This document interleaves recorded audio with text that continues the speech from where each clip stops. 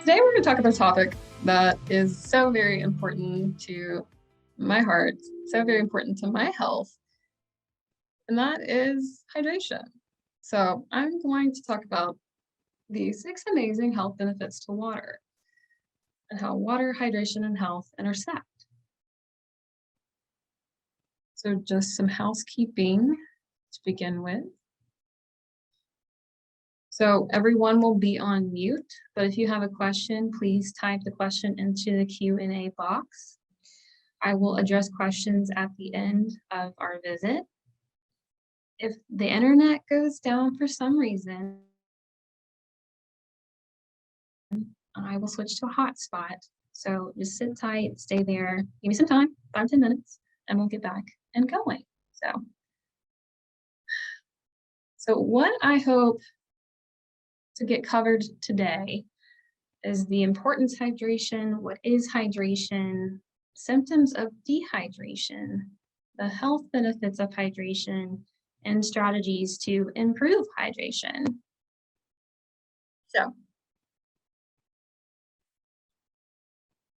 So what is hydration? So just frankly, it's the body's ability to absorb water. I want you to think about your body like a sponge. And if you've all had a sponge sitting on your kitchen sink and it hasn't been used in a few days, what does it look like? Gross, dry, shriveled up. Versus when you're using it, when water has filled its pores and it's plump, it looks luscious and it's ready to do its job. So likewise, our body is a sponge and it desires to have the right balance of fluids, electrolytes, minerals, nutrients to support our health. So what is your body like? A dry sponge or a whole sponge? So why is hydration important? Water is essential for all living things. We can survive many weeks without food, but we can only survive a few days without water. Our bodies are composed of about 60 to 75% water. Infants tend to be on that higher end and are composed of 75% water, while the elderly, their bodies are on that lower end and actually around 55% water. Your body uses water in all of its cells, all of its organs and tissues. When we lose 4% of that water, this leads to dehydration. Some people will start to notice mild symptoms of dehydration after losing 2% of that water. They have to be really sensitive to that. If we lose 15% of that water, that can lead to serious health concerns, including death. You're going to naturally lose water through normal body processes like elimination, think urination, defecation, sweating, respiration, breathing. So if we're expiring liquids, water through those processes, it's important to replete those fluids in order to support bodily functions. So I'm going to talk about the effects of dehydration. And in doing so, I'm going to give away some of the benefits that I'll discuss thereafter.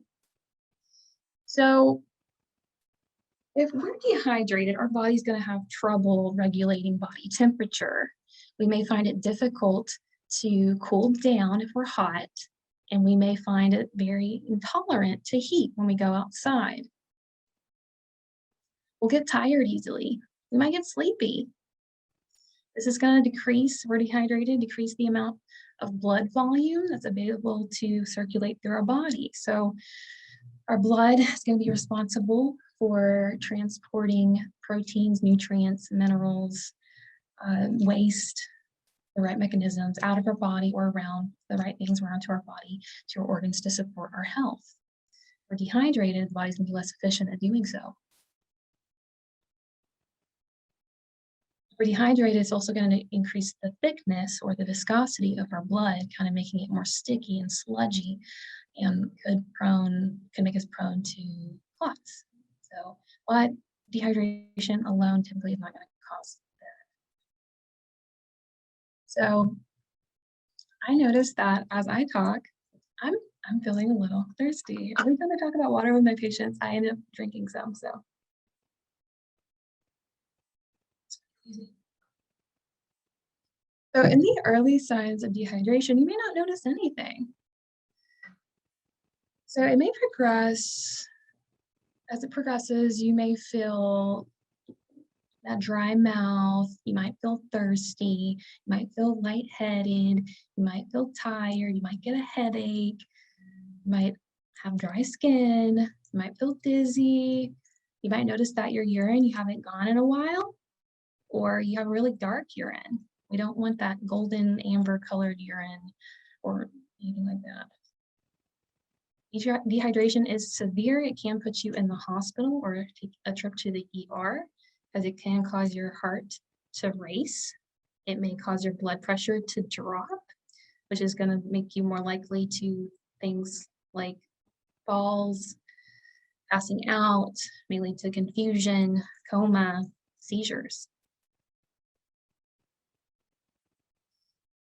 So what does water actually do in our bodies, and what are the benefits? And how do we know when we're hydrated enough?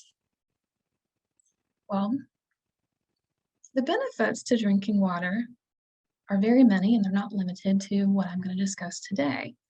Some of them are more sciencey, and I think might be boring, but they're still interesting.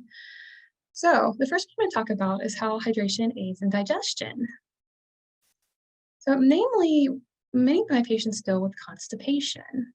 And there are many different reasons for constipation, but inadequate water intake, fluid intake is going to be one reason. So what happens, the bowel is going to help reabsorb water or kind of put water back into the body or into the bowel. If our body is not hydrated well enough, it's going to reabsorb water into the body to help support other processes, which may leave the stool bulky, may leave it hard, may lead to impaction. It's not going to give good transit through the large intestine. So having proper hydration can help relieve some incidences of constipation.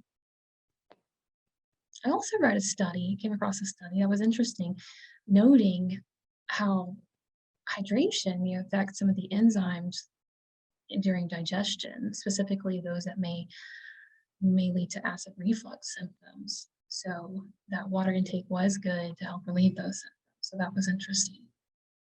Also want to note, I recommend fiber, at least 25 to 35 grams a day to my patients. It's going to be very important when you're doing so that you're going to increase your water intake gradually as you increase your fiber intake so that you don't have significant gastrointestinal symptoms with that. Another benefit of good hydration is going to be support of good memory, cognition, mood. So there are studies that show some decline in cognitive function and brain fog and abilities to perform when under dehydrated states. At mild dehydration, you may not always see that. As it progresses is when it's more likely to be seen. Adults that reported had mild dehydration reported higher rates of tiredness, of confusion, of anger. Those that were well hydrated did not have those things. They also had more stability in their mood and didn't have these fluctuations in their mood.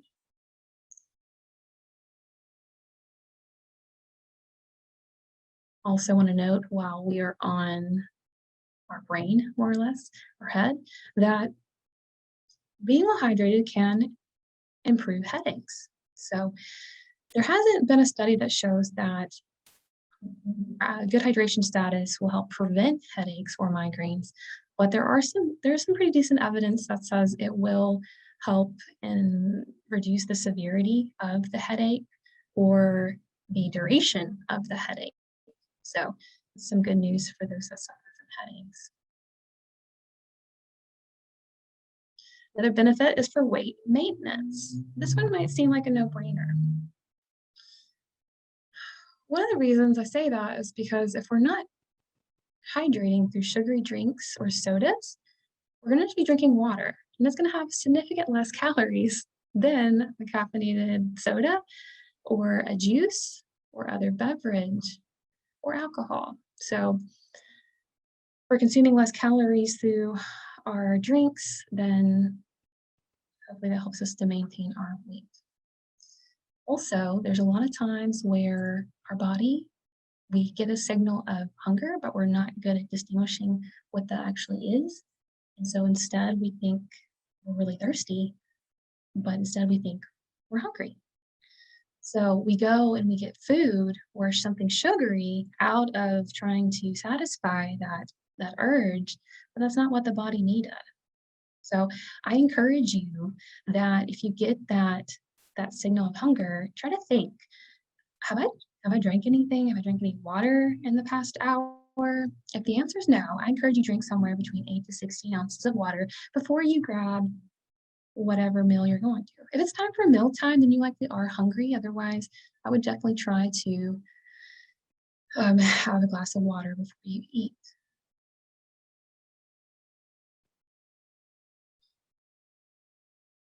Number 4 benefit to good hydration and water intake is it's going to support your immune function. This one might be a roundabout way to think about it, but if we are well hydrated, we have the right blood volume, things are flowing well through our bodies, we are having good urinary function and kidney function. That's one of our major detox organs. So we're going to be able to properly dispose of waste through our urine. We're going to support our digestion and gut health, so we're able to get rid of whatever it's gathered, any toxins, viruses, bacteria, and then eliminate it as waste. We're going to support respiration, exhaling carbon dioxide into the environment.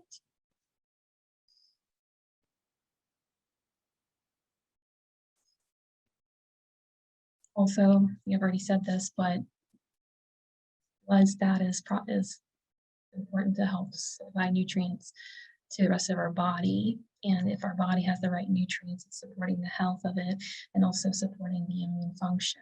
We can't properly transport those nutrients to each organ system, then we may see a decline in that immune function.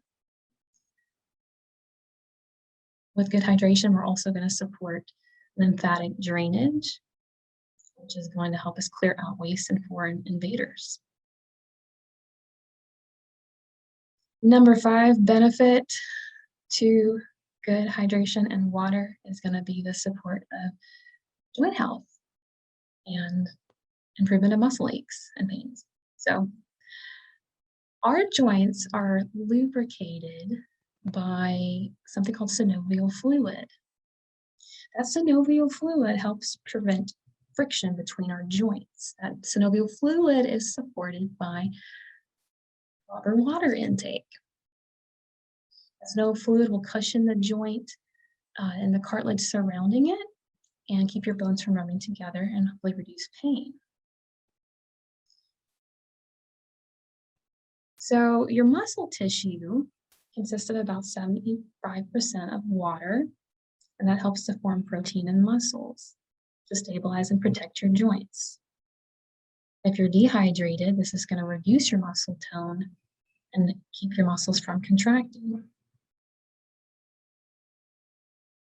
But pain may improve with hydration, as that hydration is going to cause your cartilage to be hydrated, make it soft and smooth, while if you have dehydrated cartilage, that can cause friction, and that can lead to pain.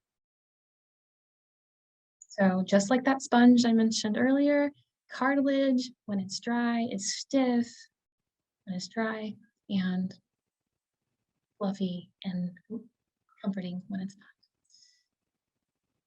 Water also may help to reduce swelling. When we have inflammatory mediators that go to our joints, that water can help kind of flush those out. The last benefit that I'm going to talk about today is the support of your urinary health and your kidney health. So one of the labs that we will do on all of our patients that looks at liver function and renal function or kidney function. It's going to be a complete metabolic panel. One of those markers for kind of nutrition status or hydration status will be albumin. Some of my patients, you have an elevated albumin, and that tells us that your body may be a little bit dehydrated, and thus it's asking you to drink more water. Also, your creatinine is a marker of how hard your kidneys are having to work. You don't want your creatinine to be too high. We ideally like it to be under 1. When the kidneys are not dry and they're well hydrated, they're able to perform its functions well. You're giving the kidneys an easier job to do its elimination processes to help decide on what to keep and what to lose through urination. So, also, if we're well hydrated, we may reduce incidence of kidney stones. Also, when we're well hydrated, we have a reduction in urinary tract infections. If we have, how we have like urinary tract infections is that the bacteria, whether introduced from an outside source, climb up our kind of urinary tract, upper bladder wall, and they get to the kidneys. To keep that from happening, those bacteria, we have good hydration status, we'll keep a good area from where the bacteria cannot climb. This is going to be more so in women. So now that we know about how this is going to support your health, how much do you need? How much do you need to drink? Well, I scoured the literature to try to find an exact number, and you know what? It's kind of disputed, and there's not really a decided upon amount because it's going to vary so much between the individual, the age of the person, their activity, their health status, what conditions they deal with, if they're pregnant or breastfeeding, the weather outside, the body temperature. There's some studies that reported that they just didn't feel that there were enough adequate biomarkers or labs to measure hydration status in a general population to be able to give information about this. So more study is needed. I will say I did find that the U.S. National Academies of Sciences, Engineering, and Medicine, they determined that adequate daily fluid intake, which is going to include all sorts of sources, is going to be about 3.7 liters for men, which is about 125 ounces, or 91 ounces, or 2.7 liters for females. So this is going to cover all sources, other beverages, foods even. About 20% of your daily fluid intake is going to come from foods. So namely, if you're going to eat at least 3 servings of vegetables a day and 2 servings of fruit, you're going to get a good amount of your water intake from there. So what I actually recommend to my patients, and you know this well if you see me, I have recommended a few different things. So I recommend at least 60 to 80 ounces consumed a day. I also have recommended about half your body weight in ounces of water a day. It kind of depends on who you are, what your health is, what your activity level is, but I just want you to get the habit started. So if you're not drinking any water currently, you consume water through other sources or other beverages, then I want you to at least start with drinking 16 ounces a day. Then I would gradually work up to 60 or 80 ounces a day. But if you're not my patient, please talk to your clinician in order to decide how much you should consume. So there are other beverages that can contribute to hydration, but they may be working against your health goals. They may be high in calories or lead to inflammation. So even things like milk and juice are pretty high in water, but they may be contraindicated in what we're trying to do with to help improve your health. Caffeinated drinks, there is this thought that caffeinated drinks may dehydrate you. So caffeine does act as a diuretic in your body, so it will cause you to urinate. It's not going to cancel out all of the water that is consumed in things like caffeinated coffee or tea, but I do want you to be mindful of that, that maybe you'll need to drink maybe a little extra water that for every caffeinated beverage or coffee you consume a day if you're a coffee drinker. So how can you get it in? Because like I've said, water is not the only thing that contributes to hydration. And there's so many questions you may have for me at the end of this and what to drink and what not to drink. So I don't want to demonize anything. I just want to be mindful of what are we doing to support our health.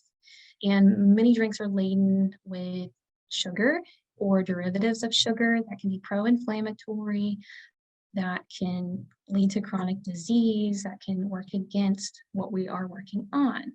So generally, I'm going to say water first and foremost. So many bottled preparations of water are going to be stripped of any electrolytes, so we have to be mindful of reintroducing those. You can do mineral water. You can do sparkling water. Spindrift is a sparkling water that has a little bit of fruit juice if you don't like other sparkling waters like LaCroix or AHA.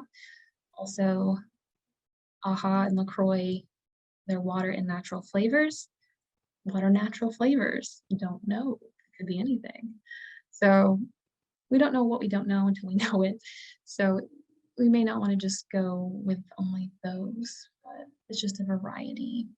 Also recommend herbal teas. Green tea, while caffeinated, has some other health benefits. I like to drink tulsi tea or ginger tea, and that can be added to your water. You can do fruit infusions into your water if you're not a big water fan. There's a brand called Hint that does that. Also know that True Lemon are these kind of micronized like crystals you can add into your water. They tend to be pretty clean. They have other brands, so I'd make sure that they don't have added sugars or questionable ingredients, but that may help if you don't like the taste of water.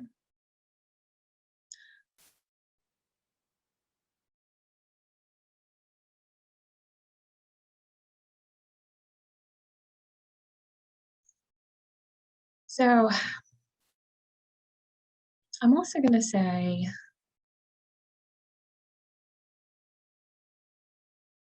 that, what I want you to walk away with an actionable thing today. So if you're having trouble consuming water, what are ways to help to remember to do it? So I already showed it to you, but I carry a big kind of glass or water bottle that I know how much is in it. I know there's about 32 ounces in it, and I will refill that 2 more times in a day. So that lets you know that I'm hitting my water intake. So I do recommend you get a water bottle you like, one that's in front of you. If you need a straw, then get a straw. There are water bottles that have lights to remind you of when to drink water. There's ones that are bigger that have like a goal for every hour. Just whatever appeals to you or whatever is going to help you. There are apps, one called Waterlog, which will help you keep track of water intake and then remind you when to drink some more as well. You also could do, if you have like a smaller bottle of water, every time you finish it, you could put a rubber band around it until you meet your goal for that day. So one thing that may help you to get water in is to habit stack it, meaning if I'm going to brush my teeth in the morning, I'm going to drink water right before I do it or right after. Something else you already do every day that triggers another habit is a habit stack. I will also recommend that you drink water the first thing when you wake up in the morning, because before you drink coffee or anything, because your body's going to essentially be in some sort of very mild dehydration after sleeping all night. You've been fasting for at least 8 hours. You haven't drank anything. Respiration, you will lose water. So I recommend you do yourself a favor and to help replenish some of that water when you wake up. This may help with productivity. This may help with motivation as you start your morning. So do that before your morning coffee if you have it.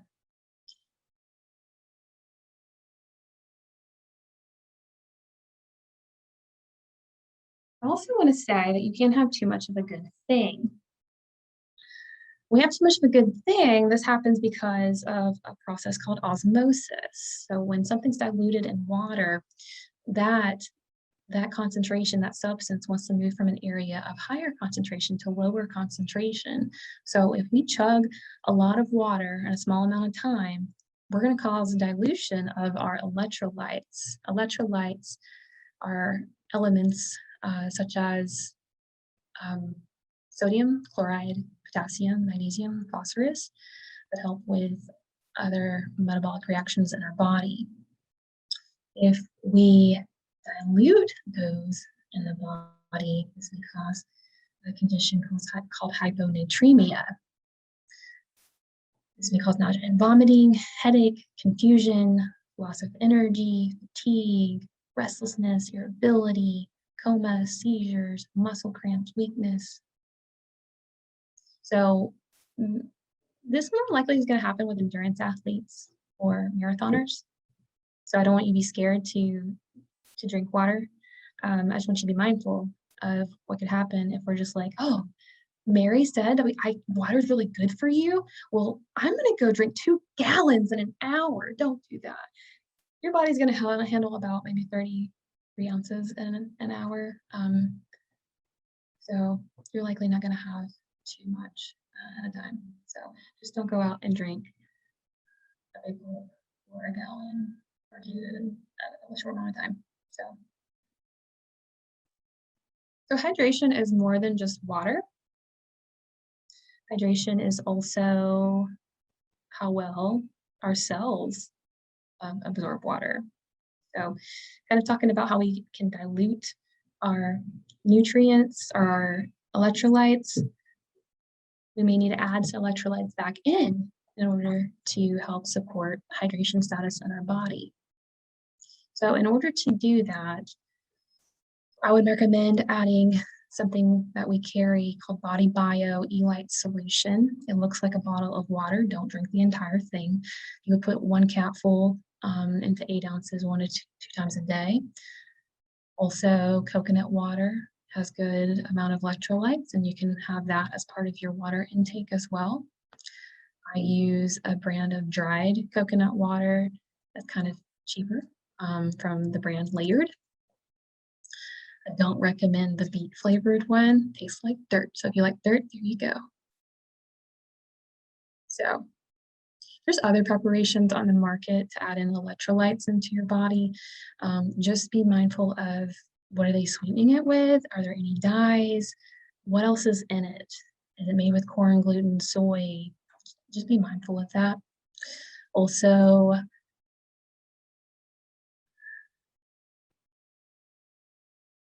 just be mindful of that. So, well, I think that is all I have for you today. So I just want to remind you, hopefully I have covered, why is hydration important, the symptoms of dehydration that may negatively affect your health, the benefits of hydration, and strategies to help improve it. So please let me know if you have any questions for me.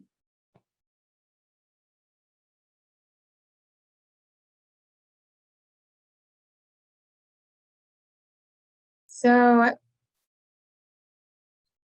what is the preferred or better creatinine number? So creatinine is a balance. Ideally, we want to see this less than 1, but we don't want it 0, right? It's the normal ranges are going to be somewhere between 0.6 and 1. If you go above that, it's not that you're in kidney failure. but it is telling us that you're having a decline in kidney function. And so there's other things that can cause rises in creatinine. That is going to be high blood pressure. It can be infections. It can be a renal stone. Something's either blocking water from flowing through the kidneys, or the vessels are constricting, impeding flow, or there's not enough flowing through the kidneys to support function. What about Noom added to water? Do you mean none?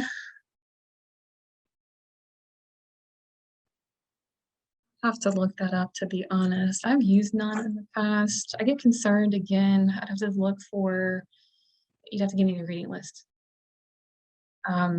Such as, oh, is there any excess sugar? So I wanted to bring this up. So all of our lives, we've heard that like Gatorade or Powerade is the thirst quencher, and it's going to help replenish your electrolytes. Mainly what's in Gatorade is going to be dextrose. So essentially it's sugar, it's sugary drinks. And then do not drink Gatorade or Powerade or something that's just a sugar derivative if you're not competing in sports. So just adding more sugar and calories into your diet. Would hydrating better help my knee problem?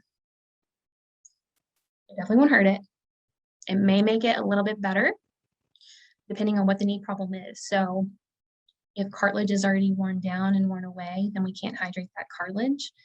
If the joints are already bone on bone, there may be some loss there. But I would recommend increasing your water intake just to see. It will not hurt you and benefit you. So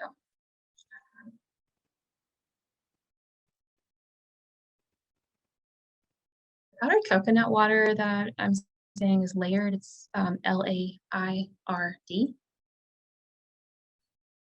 I got that right.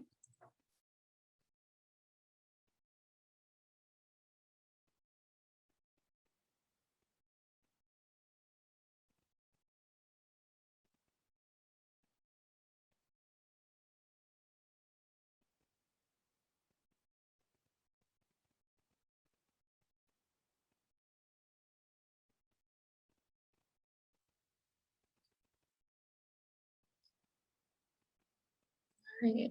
Any other questions?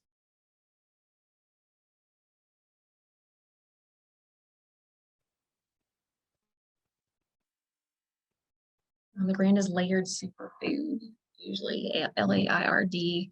It's made by an American surfer, but he tends to have a low inflammatory, very mindful product. So I'm gonna look at the non-tablet ingredients while we're on here.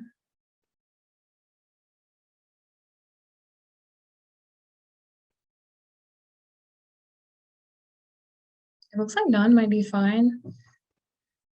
Again, I would just make sure there is no inflammatory foods, not processed with soy, gluten, dairy, corn, gluten, and what's the sugar that's added? Is the sugar high fructose corn syrup? Then no. Is it something like sucralose or aspartame? Then no. Dextrose may have its place, and just simply do that.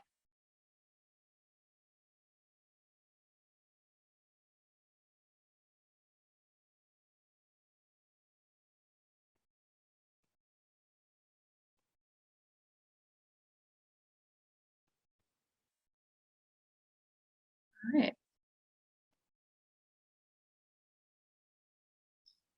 I just want to say again that this is something that I do for myself, and maybe I'm kind of boring or plain Jane, but I am very much a fanatic about water consumption to support health. I've noticed in myself, if I don't hit my water intake, that I feel tired. I do not function like as well, meaning I cannot think through questions as well. I get tired and sleepy. I don't have good digestion. So